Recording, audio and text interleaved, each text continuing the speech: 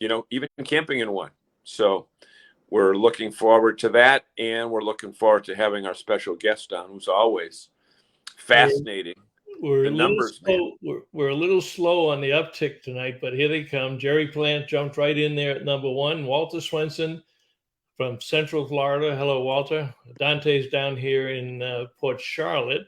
I'm hoping to maybe meet him halfway next week and have lunch and see how he's doing with his new motorhome. Hello, Audrey and Estelle.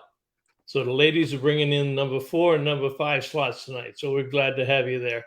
And, you can't say anything bad about ladies on TV because you'll wind up in Don Lemon prison because he doesn't think Nikki Haley's in her prime yet. Well, you know what? Our ladies are in their prime. They are certainly in their prime. And here's one who's a great example of it. Sandy Ellingson. Hello, Sandy. What am I? Chopped liver? No, I just saw it pop up. So you were behind Estelle and Audrey. That's all. Jim Conboy's on also, fresh off his show in Springfield. And are you going to Worcester this weekend, Jim? And that I know you must be winding down unless they actually do something up in New Hampshire. So we got a great show for you tonight. Our good friend Scott Bahr is here with Can Consulting, and when Scott is in the house, you get packed with all kinds of data, all kinds of information about campers and camping. And Walter did a nice seminar at the Boston RV and Camping Show with Mr. Swenson. And why don't we bring Scott up from the deep woods of Maine? See, he's dressed. He's got his flannel shirt on. You're all set for the weather, Scott. I have to walk the walk. It's like I can't be like you guys wearing your polo shirts and everything. We got a short sleeves, Scott. Short sleeves. Yeah. Got short sleeves under this long sleeve. Right. You said it was a cool 55. I get, huh? So, Bob, you mentioned all the different things that Scott does, but he is also my private tour guide for our Minnesota or Michigan? Michigan. I know it begins with M, and I knew it wasn't Massachusetts or Maine, but we're looking forward to that. Or Montana. Or Montana, yeah, or Cougar. But we're looking forward to that, and it's always a pleasure to have Scott. And Scott, you know what? I want to ask you the first question. Unless Bob, I can't see who's on, Bob, so if there are other people that you want to talk to, just go ahead.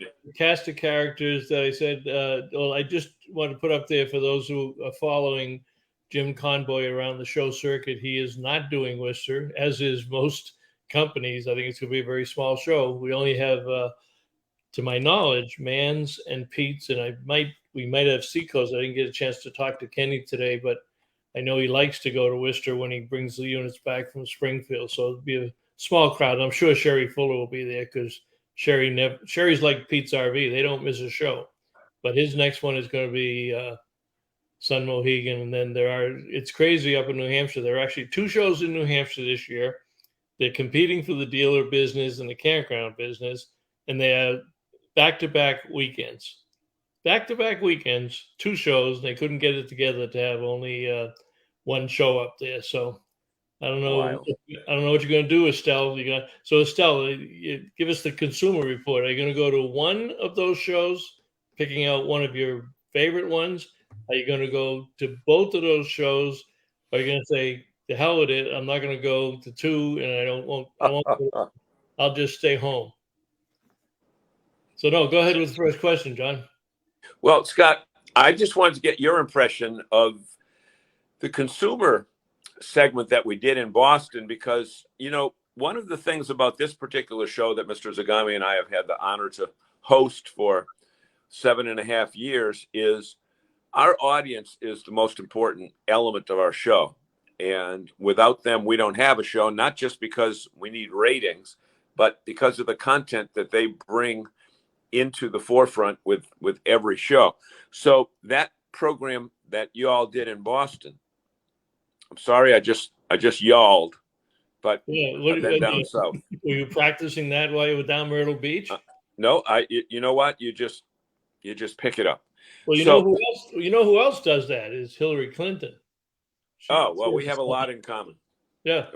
Yeah, exactly. So Scott, because it was a audience driven show, and you worked with Walter, and we had the Coles and several other people there. What was your takeaway from that particular session or series of sessions?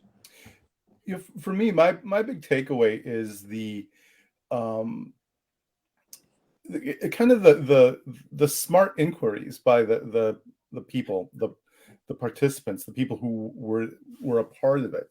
The questions that, good questions, and then having, people who can give, real life information about RVing, what they should do, how they should, problem solving, all those things. It's like, it's the best way to get into that level of detail for, someone who's in RVing. Talk to people who are out there on the road, people who are experiencing these things, and to have people who are from very different types of RVing too. And I thought that was really great to have, that we had such a variety of people who RV'd in different ways, from the people who were part of a large group and they're really into the cooking, to the people who use RVing as a way to get out and do other activities. So we had that variety. And then when you can put all those people together and they start sharing information and best practices and mistakes, it's all, to me, it's just a very rich environment for information sharing and getting people in touch with each other. It's a great format. Now if we have a chance, we're going to. I mentioned earlier, we got everybody there now. Okay, you're on the computer now. Yeah, the computer came through magically, and as Scott was answering that question, I looked over and I saw our list of guests, and we got a big guest. Talk about that guy. That guy. So I should tell our audience, Bob, unless you want to, but this morning at 8:00, what was that? 11 hours ago, we broke some news about the brand new ownership team at RV Business in Woodall's Campground magazine. And our new owners are Rick Kessler and Scott Stromke. I think I got it right. You're close. Yep. So anyway, we want to wish them well. We partner with them on so many projects, and several of them with the other show that we do called the Camper Report Show. And Scott, I'm sure that you are quoted over and over and over and over on Woodall's for various projects that you do with KOA and other people within the industry. But, the interesting thing is they cover both sides of the industry. They cover the dealer side, the manufacturer side, actually all three sides, the manufacturer side, the dealer side, and the campground side, which is really the consumer side. So Stropke, okay, there you go. I was close. But Scott, maybe you want to take a moment to wish them well. Oh, absolutely. Yeah, I enjoy. I have contact with all the folks there. I talk with Ben quite a bit, almost every week. I would say we have at least touch base on something. So I've always enjoyed working with the crew over there, and looking forward to more adventures. It's like it's great. It's just, again, it's always nice to get out there and talk to people, share ideas. Bob and I were talking before we came on too about having the opportunity to have discussions and get into a topic in detail. And that's what I enjoy about working with the crew, whether you're at RV Business and what else too. You did some work with Mr. Kessler and Mr. Quiggle last year. Talk a little bit about this while I try to see if I can find a picture. So go ahead and talk about that. Yeah, this was something that we did this last fall. We had originally did a pilot study last year just to see level of interest, kind of get a feel for the questioning and stuff like that. And we ended up having a nice collaborative effort where everybody from Ben and Rick and Sherman and the whole crew pitched in on the questioning, and then we went out and we had a real nice sample of campground owners and managers, and we felt we addressed some really relevant topics in that work, and it's great. I love collaborating with people in the industry. It always gives you a better product, whatever it is. Well, you know what? You bring up the most important point about collaboration, because if you manufacture without any input from the dealers, that's not good business. If you sell units without any feedback from customers, which is virtually impossible in the RV industry, but if you don't listen to your customers, that's worse than not asking in the first place. And really, I'm sure Kessler would agree that this triumvirate of manufacturer, dealer, and consumer / campground, it's a very important triangle within the outdoor hospitality. Well, it is, and we talked a little bit about that this morning. There's the four of us on a call at 8:00 this morning. That if you never met Rick Kessler, that's the shining smile over there on the left-hand side, and Scott Strokey on the right-hand side. Scott was previously with Statistical Surveys, and I got a funny feeling Walter Swenson's probably aware of that. But if you see the postings that I post usually every month on the statistics of the RV sales in the country, that was Statistical Surveys, and they'll still be doing that. But that was the part of the job, one of the parts that that Scott had for doing that. So yeah, that's a good thing, and that's only one of many things that you've been working on, Scott. And isn't this the time of year that you typically publish, or KOA publishes the research that you do for the North American Camper Report? Yeah, we're in the midst of it right now. In fact, that's what I was doing before I came on this call, was working on some of the storylines for that'll be coming out within the next few weeks. So would you just explain that, Scott, for anybody who might not be familiar with what the North American Camping Report is? Please, as my friends down south, Sandy, here's another Southern word. Please explain that to us. It's we've been doing it now it's an annual survey of the camping, basically the camping market in North America. Yeah. We have been doing it for 8 years now. What we do is we go out and we ask campers, how did you camp? What are your preferences? What are your intentions for the coming year? Looking at all the relevant topics that apply to the camper experience, and it's broad based. We include all kinds of campers from every demographic, and we track from basic demographics, like I said, to behavior, what they're camping in, and how those experiences are.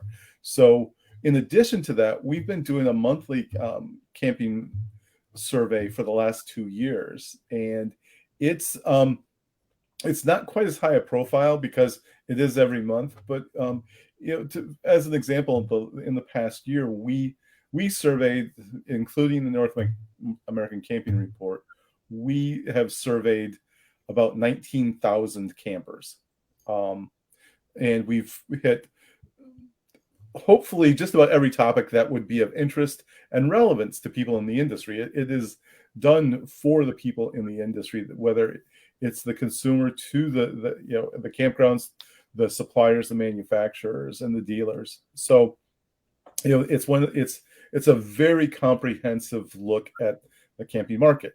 And what I try to tell people all the time is, if you have a question, ask. It doesn't always make it into the reports. We ask a lot more than what you see, because if we published everything that we asked, it would be. Yeah. For example, we start with the camping report typically that we publish is about, I'm going to say 40 to maybe 50 pages at the very most. And that includes like half of that's pictures.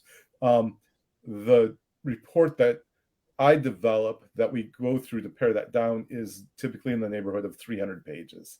Right. So, and Scott, I'm sure you'd agree that campers are not shy about sharing their opinions. Oh, no, no, not at all. That's what's so great about it. It's, I invite people to respond to me directly, even if they have a question, or I just say, here it is, contact me if you want to talk about this. And usually they sometimes they tell me how I should be asking my questions and running my survey, which is fine. And I will tell you, throughout the years, I've had feedback that actually I've used. I do. It's like I listen to everybody, but yeah, it's a great group. It's a great group to work with. You rethink some of the questions or change the questions. Now, you're also doing the monthly report, the research for the monthly reports that KOA is publishing, and the February one just came out. So Kessler, don't leave yet, Kessler, because I got something for you. But on this particular report, I thought this was interesting, that a third of the campers say they will spend all or a portion of the tax refund on camping. Right? Yeah. That's amazing. And then 4 and 1. This one I thought was very interesting. 4 and 1 campers say popular TV shows like Yellowstone and White Lotus impact travel behaviors. I haven't seen either one. I'm aware of Yellowstone, but I don't watch TV. But I am aware of that. And what I did watch recently on Fox Streaming Network, they've done a 4-part series with Kevin Costner around the Yellowstone, but it's Yellowstone at 150. Have you had a chance to see that yet, Scott? No, I haven't. It's on Fox Nation streaming, and there's 4 parts to it. And he goes into the history of Yellowstone. It's an absolutely phenomenal series. And based on that, I think I am going to watch the Yellowstone, the actual show. But there was, there was tremendous response there for that. Yeah, it shows you the power of popular culture. It really does. That those things, whether it's the Instagram influence or programs, it's like I mean, because I do go to Montana quite a bit. I literally have been asked by people here in the Northeast if out in Montana they actually like throw people off cliffs to get rid of them. So it's but it does generate an curiosity and interest in those places, and it's powerful. And we know it's the #1 national park in the country, but if you watch that 4-part series, they could possibly double the attendance, because you cannot come away from that without saying, I've got to see that in person. Mm-hmm. The videography is amazing. The story was amazing of how it was actually founded. I forget the gentleman's name, but he was actually sent out there by Congress to sell off the land. And it turned out that he fell in love with the land and the area and wound up coming back to Congress and convincing him not only to not sell it, but to buy it and make what became our very first national park. And it's a breathtaking series. Scott, I would like you to jump in on this one a little bit and explain some of the background of the question and some of those answers. This line of questioning was in response to seeing what people like. It's kind of the rebound effect after, for some people, even last year, they didn't venture out as much. And what we really wanted to do was look at, is there some pent-up demand for different types of experiences? Is there, are people looking for those unique, those novel experiences? And do they plan on traveling farther? Because one of the things we know was last year, the last 2 years, people stayed much closer to home. So the uniqueness of experiences, that's something that's peaking. And we got into this a lot more in the camping report. So you'll see some information on that. But go back to that slide, because as I read it over, those elements are not mutually exclusive of each other. Correct. In reality, they are all connected with each other. And the reason it made me think that is because Audrey said, I love that graphic. It's exactly where we are heading for our retirement years. So it's not like, well, 39% said this and another 36% said that, and another. There's got to be a way to, I know you can only get a certain degree of specificity. Yeah, but you could literally do all of those on one trip. Oh, at one time. Yeah. Absolutely. Yeah. Absolutely. That's the nice thing about it. You know, one thing I think, Scott, you may want to take a look at for future use is, you know, for questions for next time, whether it's next year or next month. But we're coming back from a RV camping trip without an RV. In other words, we drove our car to an RV park and stayed in one of their, and I hate to say cabin, because it had 3 TVs, it had 2 bedrooms, it had fireplace, 1 or 2 fireplaces. You had one out on the deck, an outdoor gas fireplace, and you know, a 50-inch TV. So, but it also had a fire ring if we wanted to do that. Somebody said that we should just get Google a picture of a campfire, you know, on YouTube and put it up on the TV. But you know, that campground it's called Carolina Pines, and it's a Sun Outdoors company, and every unit was filled. I mean, it was 80% filled if you included the RV sites, but the cabins, there's 246 of them, all filled up in February. Well, yeah, and there's all of our neighbors were from New York, so it's not like it's local people. These are people that are traveling. You know, Buffalo, and Saratoga. They were all right around us. The only bad thing is the Buffalo people had "Go Bills" signs affixed. And I reported them as defacing the property.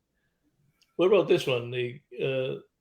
It's interesting that 26% are already booked all or some of the time for this summer. And you know, we say that every week to make reservations early, but it's true. I mean, you got to be out there. I think there was a slide. Is this the slide?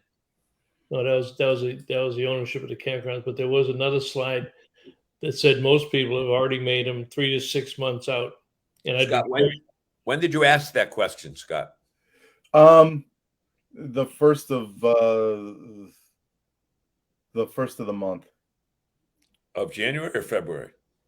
This, I think, was asked in the 1st of January. Okay, which is even more impressive. That you know, and the smallest number of people hadn't started planning yet. well, yeah, and if you take those bottom 2, you know, you got 32% that really haven't done anything, and the 17% they know the location but still haven't decided on a campground. So you got half the people that have not even picked out a campground. Yeah, that's the younger group, by the way. That's those younger people that started camping the last couple of years. They're really on the fence. There's a lot of indecision about what they want to do this year. We're seeing, and I'm calling it, there's a little bit of softness in there with them. But I predict, and I've already done this, I've already written it down, that I feel that they're going to come back, because with all the turmoil, all this stuff going on, they're hoping that maybe some things will align for them, and then they'll go on some other types of trips. Maybe they'll go to Europe or something like that. They're not going to. They're going to go back camping. We're going to see the incidence be at or above what it's been the last couple of years. It's still going to be high. They're going to come back. They're just being a little wishy-washy right now. One of the benefits too with that younger group of people, for them, is the rate at which they camp at I call them alternative locations, places other than campgrounds, whether it's private or state parks or national parks. They are going out and camping elsewhere. They have the highest rate of camping on private land, whether it's through a listing or land someone else owns. So they're going out there and they're doing a lot of kind of alternative stuff. So for them, the advanced reservations aren't quite as important. Now, these are the 18 to 34 or 25 to 34 or 30 to 40. What's the demo on that? Kind of, I would say about that under 30 group, really, which is peaking. We have some really interesting stuff coming out this year on that group too. We followed them. We surveyed them when they were teenagers, And then we surveyed them again this year, and we did some comparisons. It's gonna be really interesting to see. I think one of the things, without giving away anything, but that group that camped a lot when they were teens is a great group of campers. They are really avid. They really come out, and it speaks a lot to that. Yeah. That Now, Scott, Sandy, what do you mean on booking window is down to 2 weeks? That you've only got 2 weeks left. I don't understand, John or Scott. Maybe you're going to answer that question, that point that Sandy's making there, that the booking window is down to 2 weeks. Yeah, I don't know what she means by that. While we have Kessler on the phone, I want to digress for a minute, because this one is strictly for. Oh, the average camper is only booking 2 weeks out, she said. Huh? Oh. What'd you say? She said the average camper is only booking 2 weeks out. Okay, 2 weeks. Okay. All right. So this was a question, apparently on a survey, on the February KOA report. Oh. Now, first, as I said, I think I think I sent it over to Kessler and say, hey, were you aware? And he hadn't yet gotten to this particular report. But I'm curious, as you're talking to people about camping and how long and where you're going, how the hell did a question on March Madness get into the survey? There are always, what I tell the crew at KOA every month is, if we have room for questions, you can put on whatever you want, basically. And sometimes people will add a question for fun. Okay. Now, does Kessler know that Scott is also from Michigan? I think he does. I went to Western Michigan, so just down the road. Scott went to Central Michigan, called Michigan State. Or maybe he didn't even go there. Maybe he didn't go to college and just as a football fan. So for those of you who aren't following this conversation, as we mentioned earlier, Rick Kessler and Scott Strobke just purchased G&G Media, who are the publishers of RV Business and Woodall's Campground magazine. And Mr. Kessler is a diehard Michigan State fan. He will often post the helmet of their football team as his cover picture on Instagram or Facebook or one of those. So he is a diehard. Apparently, they have a very good basketball team this year, but I don't follow basketball. So. That's where Magic Johnson went. Yep. Is it? Yep. Magic Johnson went there. Wow. I don't know if he graduated, but he put in enough time to get noticed by the pros and become a multi-billionaire. I guess. So let's see what else. Let's go down the bottom here and see what we say. Kessler says, John, I'm an MSU alumni. Took me 6 years, but I got my diploma. Well, it must have been good, because now you own RV Business and Woodall's Campground magazine. Now he'll be able to make gigantic alumni donations. Yeah. Hey, look who showed up this week. Where the hell you been, Ryan Hadley? I suspect he's very busy. Although you get a couple of feet on the snow, you get snow on the ground up there, right? And more coming. Yeah, tonight. Right now, I think. Hey, Kessler tells people he jammed 4 years of college into 6. But anyway, but you know what, folks? Look at this conversation going on right now, all over the country, with people all over the country, with this one topic of camping, or this one subtopic of camping, is showing the wide variety of communication that goes on between the different sectors of the industry. And I think once communication stops, that's when troubles begin. And, Ryan Hadley will tell us, if you ask him, hey, what kind of campers or what brands do you want to deal with the most? Or what brands do you recommend that your customers don't buy? He'll tell you that honestly. Everybody has opinions on that. Some people like fifth wheels only. Some people like bumper pulls. Some people like motorized. No right or wrong answer, right, Scott? Yeah, absolutely. It's people have very, very different views on it, and usually, to be honest with you, most of them don't know until they get out there and start doing it. and then they figure out how they want to RV, how they want to stay and travel, and then they make a change and they go with it. So yeah. Yeah. Hey, Jerry, if you wanted to get into a blue water property and couldn't, let me know. Maybe we can do something for you. Now he's going to go down to Ocean City. So should he take that ferry, John? Oh, Jerry. Wrong side? Huh? Should he take the ferry? Absolutely. Jerry, go down the New Jersey Garden State Parkway. Yeah. Garden State Parkway down to Cape May and take the Cape May Lewes Ferry, Lewes, Lewes, Delaware Ferry. It takes you out of all the baloney of dealing with, the Jersey Turnpike and the Delaware Bridge and all that stuff. So I don't know if you're still listening, Jerry, but let me know if you have a desire to get into a blue water campground, and maybe, not guaranteeing it, but maybe we can help you do that. Okay. So Jerry did the ferry, so he's knows what I'm talking about. Yeah. So I see Audrey has a question for me. Audrey, if I don't know if you're referring to finding survey results or actually participating, but either way, you can contact me directly. Bob usually shares my contact information at the end, or you can just go to KarenConsultingGroup.com and find the contact information there too. Either way, if you want to be a contributor in some way, or you want the information, please reach out. Hey, Scott. We'll want to get her on one of the panels, and One of the things with Audrey, she's very unique in that she is like the den mother to about 15 to 20 camping families.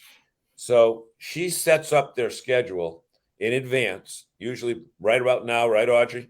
And they are booked solid from school vacation week, middle of April, to Halloween every weekend. Sometimes she'll have 15 families. Sometimes she'll have 5 families. Sometimes she'll have 10. But that makes for a great questioning opportunity for you. Mm-hmm. And I think, Audrey, correct me if I'm wrong on this, I think they're up to 3 generations now that they've got going. All right, Mr. Kessler's got a question for Scott. Can you see it there, Scott? Yep. Rick, we do a lot of work in the glamping space as well. We can do those comparisons. I could give you basically whatever you want comparing glampers to RVers to tenters. That's all information that we have. Any piece of data that we collect, we can look at that level. We're getting ready for a new glamping survey.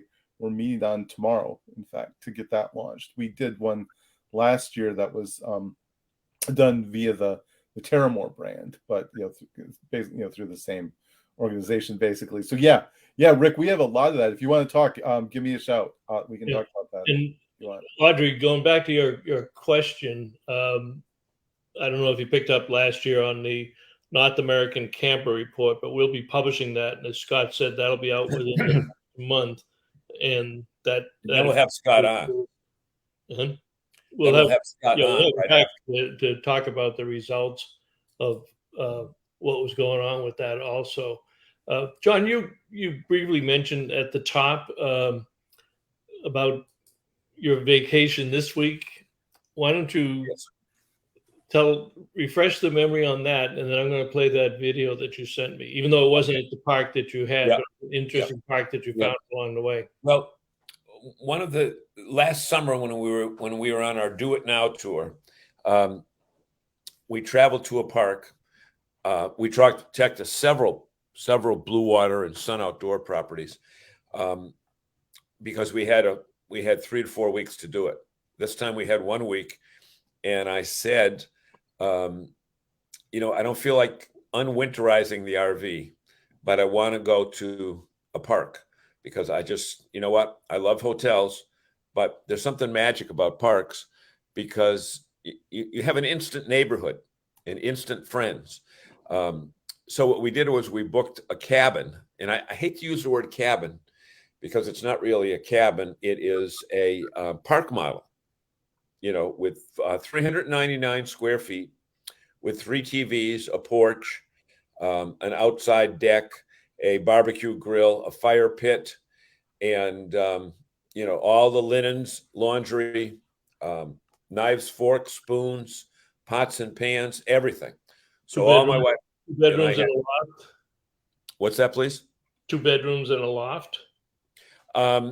Yes, 2 bedrooms and a loft, which I would not recommend an adult trying to sleep in a loft. No. They're great for kids. We're not made for adults.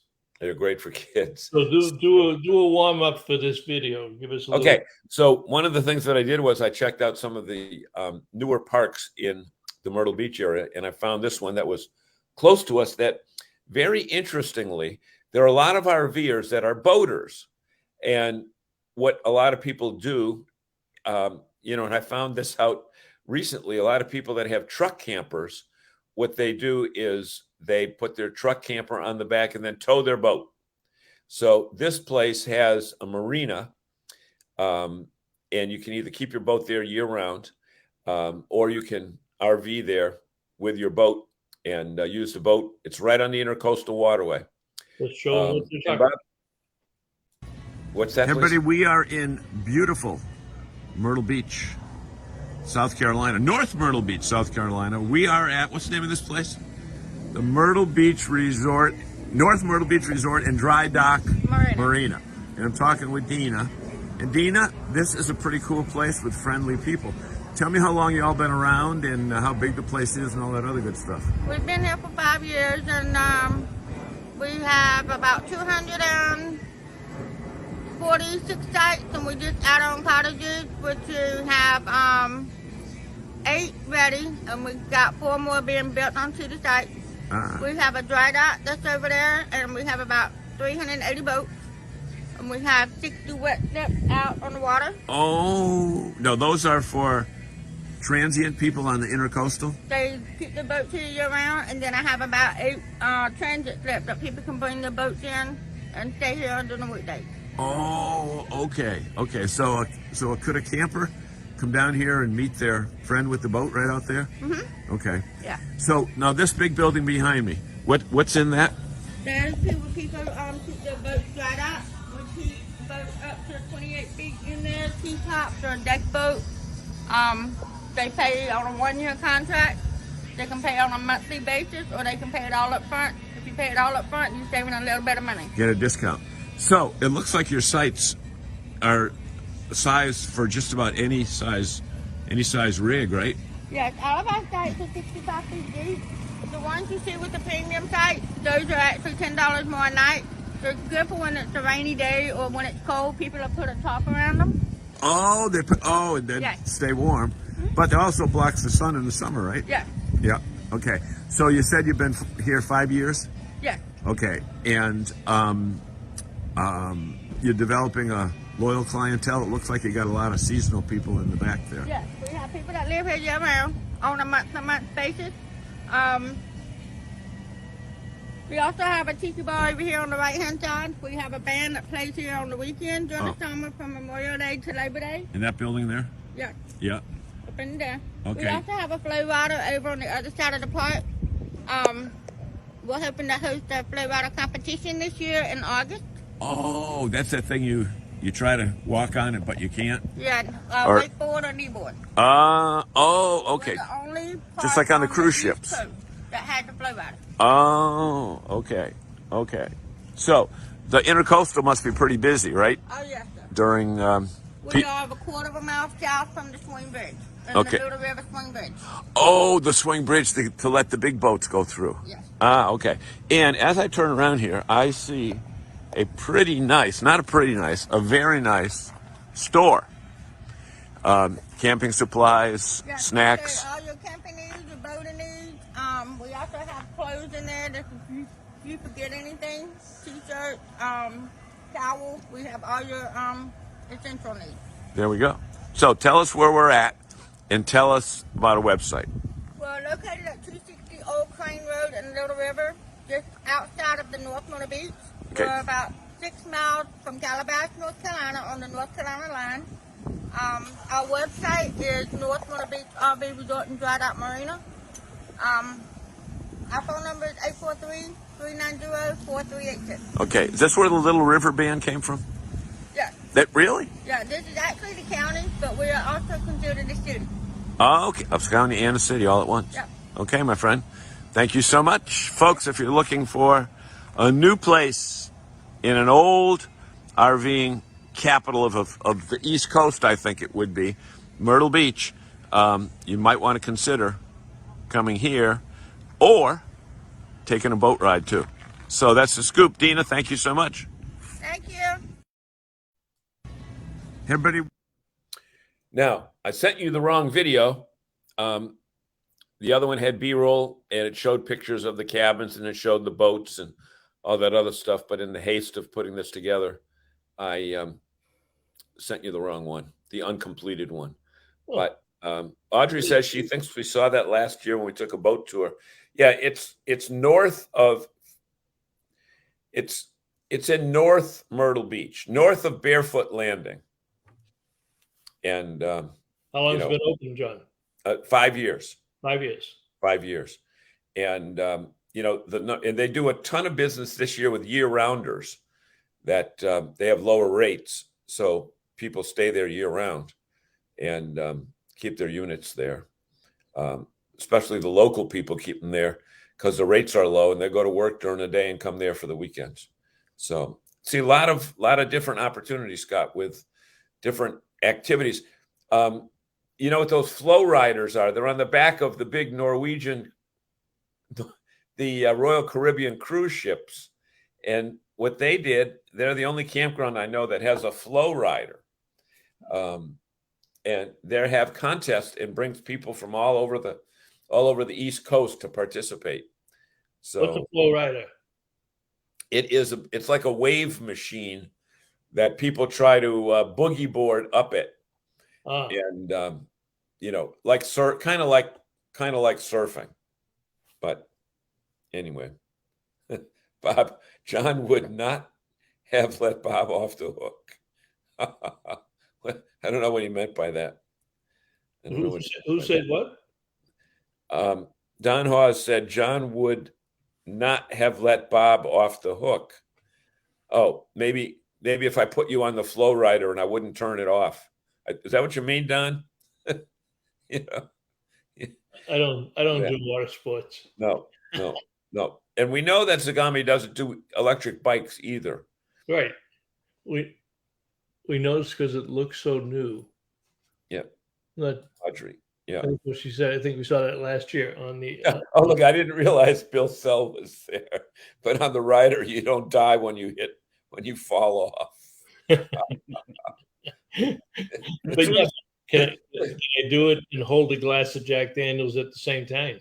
As soon as I said electric bikes, Bill Sell. No, then Bill Sell appeared instantly. Bill up, yeah. Yep. So Walt, we're sending the wrong video. Oh yeah. Okay, I think I see what you mean. Oh yeah. So Yep. Walt has been quiet tonight, but he was on at the beginning. So looking at what you did at the Boston RV show, Scott, with Walter and the gang out there, if we were to do a virtual or a training expo for our fans this April, what would you add to that particular session to help you move more into that consumer side and get the statistics that we don't see a lot on the consumer side? What do you think needs to be said there? Scott, I have no idea what he just asked you. No, I think the overall approach was great. I think to essentially take what we learned there, and just continue to bring in a new and a varied group of people that have the different experiences and to just continue to make that interactive and let people interact with each other. I think that works great.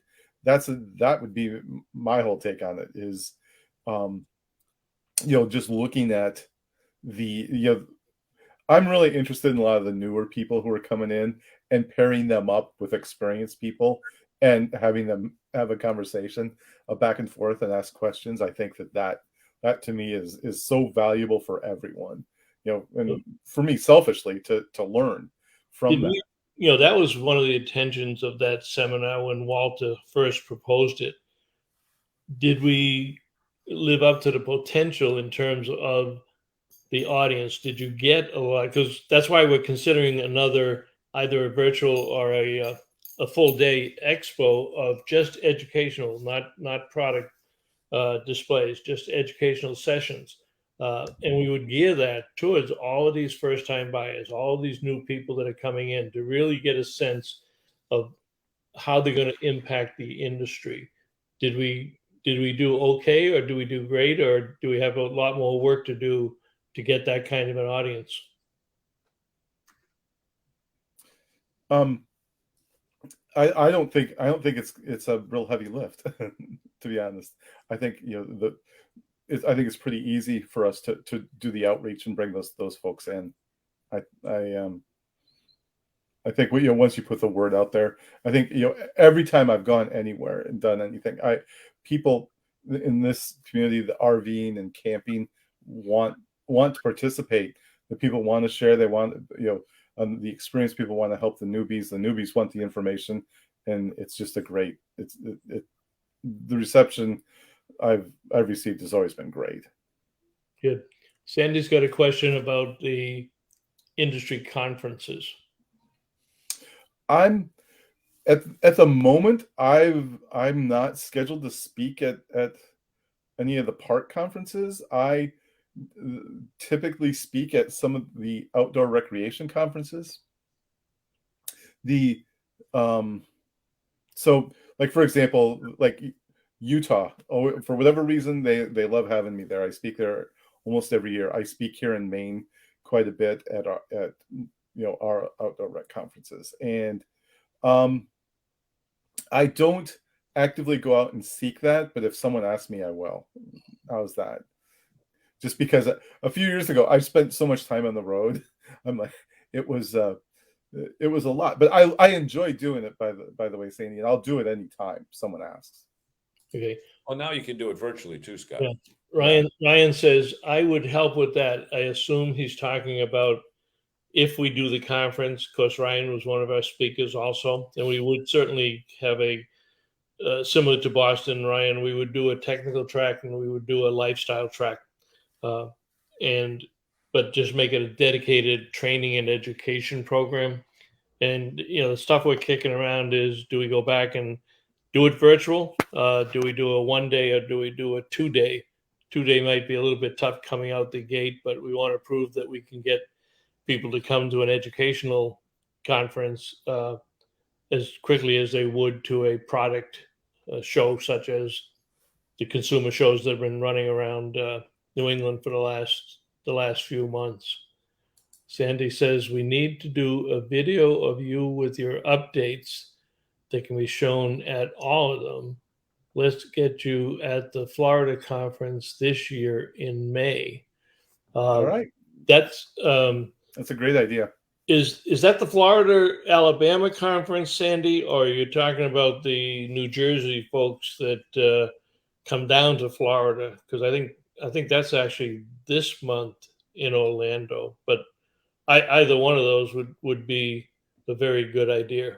Yeah, I'd rather see them hire Scott as a keynote and have him make a presentation on one of his many surveys and take questions. So Sandy says, yes. So yes, that's the Florida, Alabama, or yes, it's the Maryland and New Jersey folks that come down to Florida for their conference every year, because they don't want to have Alabama. Florida, Alabama. Yeah. Yeah. Hey, that's the one you wanted me to speak at last year. We never did anything with it. So let's look at that one also. You could bring the Bob and John show down and have us do our maybe do our show live from there, Sandy. If it covers a Wednesday night, we like doing Wednesday night shows live to do that. Yep. So Scott, Yeah, go ahead, John. Go ahead with any thoughts that you might have been percolating that we haven't asked you the question. Here's your time to just say what's on your mind, sir. Oh, geez, we don't have enough time, but no, for me, I mean, honestly, what I always like throwing out there to everyone is to please reach out. Information. We have tons of information. We love sharing it. We love networking. I love that. We talked about collaboration a lot. I love collaborating with people, bringing people into the fold, and I have some ideas that are percolating that I'd love to connect with a lot of the folks here on. We have, anyway, there's a lot of stuff we're working on. Unless we'd like to, I have the ideas, but having more people involved always makes it a little bit easier to execute some of this stuff. I think that would bring a lot of value to the table. Scott, let's take a look at your industry campground owners study just briefly. I did pull up a couple of slides. I showed this earlier. Now, you had done this in conjunction with RVIA. So explain what this is. And I've got one kind of a summary slide that I want you to address some of the things that the campground owners have to do to keep our campers happy. Oh, so yeah, this is that survey we talked a little bit about earlier. It was the perspective of the owners and managers on, whether they see what's happening in the marketplace, what are their challenges, resources that they need, and so on. It's we tried to keep it fair. We wanted to hit on most topics, but without making it too heavy of a lift for keeping people for 20 minutes doing the survey. I thought this slide was interesting in that 100% of the campgrounds use Facebook, 100%, and then drops down to 53% for Instagram, 20% for Twitter, 12% for TikTok, and 10% on Pinterest. So would it be advisable, anybody looking out for campgrounds certainly should check to see if that campground has a Facebook page and follow your favorite campgrounds that way. Because Scott, along those same lines, Scott, on that particular question about 100% of campgrounds are using Facebook, if you go dig deeper into that same question, how many of them are using it effectively and keeping an up-to-date Facebook page, not looking on one tonight that the last post was from October? Right. This is the importance of the campground owners having this information. If you're on Facebook, to understand that the consumer is going to do that, and being active and consistent. That's what I tell people all the time. Be active, be consistent, and people they'll find you. It's a great way. Everybody's on Facebook. I mean, it's cheap. It's a great way to communicate with them. Good. Yeah, we share. I share as many of the campgrounds, and we don't have that many that do it the right way, quite honestly. But when they do it, we will share those on our Nerve to Facebook page, because without campgrounds, we don't go camping. That's not 100% true. You can go rent a glamping tent or rent a park model. But here are some of the findings. Are there some that you want to pick out here that you thought were unique, that were surprising, or what? Well, I mean, I think, again, the level of development on the campgrounds in response to not just the volume of new campers, but the type of campers that are coming in. As John was talking about earlier, going to the campground with the cabin and all those amenities there. There's a lot of people, that leisure traveler who dipped their toes into the waters of camping during COVID. A lot of them are coming back, but they want that little bit of a higher end experience. So, that level of development and the vastness of it is pretty huge, and shows that, what that potential out there is. I think, the 20% who want to own another campground, there's a lot of people that say it's a pain, but that's amazing. People. What was that, John? I said that thing, 1 in 5 new campground owners would like to open another one in the coming year, and then sell them both. Well, right, yeah. Speaking about selling, this was another chart that told the ownership structure. And what I got from this, Scott, is there's a lot of campgrounds out there to be bought. And it reminds me of where we were about 5 years ago with RV dealers. And all of a sudden we saw all the consolidation. And even though we talk about the real estate investment people getting into the outdoor hospitality business, this would indicate that they've got a long way to go, and there's an awful lot of money out there that could change hands. Yeah, it's pretty open. There are a lot of campgrounds, and more are opening up all the time. Especially, I think one of the trends we're seeing is the smaller campgrounds too, especially here in the Northeast and in Maine. We're seeing a lot of smaller campgrounds starting to pop up. Yeah. And the big ones down here, they're all 500 sites and more. Farther south you get, because the land is more readily available. Heck, you go to New England, you can't find that type of land that's available. I mean, even over 200, we could probably count them on 10 fingers, 200, 250 campsites. And yet you got those ones down there with 400, 500, 600 sites, 1,300 sites. That's kind of crazy. All right, we have blown away 60 minutes, believe it or not. Scott, I want to thank you very much for joining us again tonight. It's always a pleasure, but I do want to have you back when you do publish the North American, when KOA publishes, and these slides and graphics come from Scott's work with KOA. We'll have you back to do that before we head out into the camping season. Any last words of wisdom for these campers and our fans as they get a little cabin fever here and start to really want to get out there? Park model fever too. Camp in the wintertime. We're seeing a lot of people camping. And I see this as an opportunity for the RV industry. I think we're seeing more people do it here I'll just use this as an anecdote. Here at Sunday River in Maine, they now have a parking lot devoted to people in RVs. They don't have hookups yet, but it's happening. And we're seeing even some of the younger people who can't find housing are using RVs to live in while they work at the ski resort. I think it's a huge opportunity for the industry. Yeah, to get up there and do the winter stuff. And you're right. And there's other trends that have shown winter camping on the rise. And I know that Ryan Rebar, the CEO of Travel Light, just the past few weeks took one of their truck campers on a pickup truck, of course, and then one of his trailers, and went out on a 4,000-mile trip through the ice and the snow in the West. And he had, I think it was -8 or -10 degrees at night with the wind, and the temperature inside his RV was 72 degrees. So we got to get him a few more dealers up here in New England. I'm going to try to get him on the show to talk about those experiences, but he wanted to go out and camp with the campers, see what they say about the products, see why they camp in the winter, and make them better products. So he gets an A+ in my book for that. Mm-hmm. Definitely. Okay, everybody. Thank you so much for joining us. And we will see you all again next Wednesday night. See you down the road, folks. Have a great day. Thanks, Scott. Okay. Bye.